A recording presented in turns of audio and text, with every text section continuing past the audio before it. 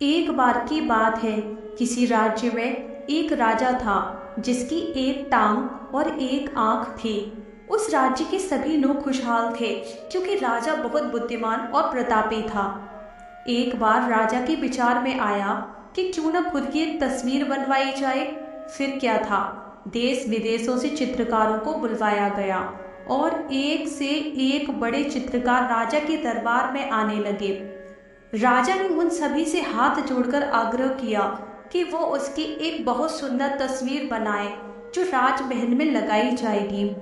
सारे चित्रकार सोचने लगे कि राजा तो पहले से ही विकलांग है, फिर उसकी तस्वीर को बहुत सुंदर कैसे बनाया जा सकता है।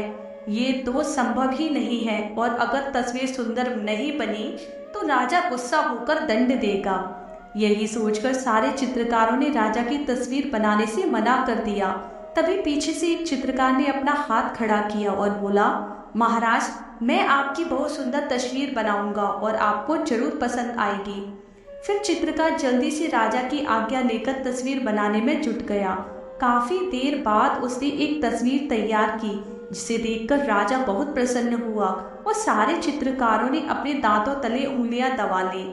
उस चित्रकार ने राजा की एक ऐसी तस्वीर बनाई जिसमें राजा एक टांग को मोड़कर जमीन पर बैठा है और एक आंख बंद करके अपने शिकार पे निशाना लगा रहा है।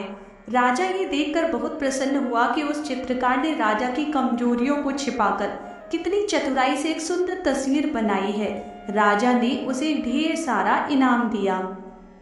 तो मित्रों, क्यों ना हम भी दूसरों की कमियों को छुपाएं, उन्हें नजरअंदाज करें और अच्छाइयों पर ध्यान दें। आजकल देखा जाता है कि लोग एक दूसरे की कमियां बहुत जल्दी ढूंढ लेते हैं। चाहे हमें खुद में कितनी ही बुराइयां क्यों ना हो, लेकिन हम हमेशा दूसरों की बुराइयों पर ज्यादा ध्यान देते हैं कि अमुक आदमी ऐसा है वैसा है। सोचिए, अगर हम भी उस चित्रकार की तरह दूसरों की कमियों पर पर्दा डालें, उन्हें नजरअंदाज करें, तो धीरे धीरे सारी दुनिया से बुराइयां खत्म हो जाएंगी और रह जाएंगी तो सिर्फ अच्छाइयां।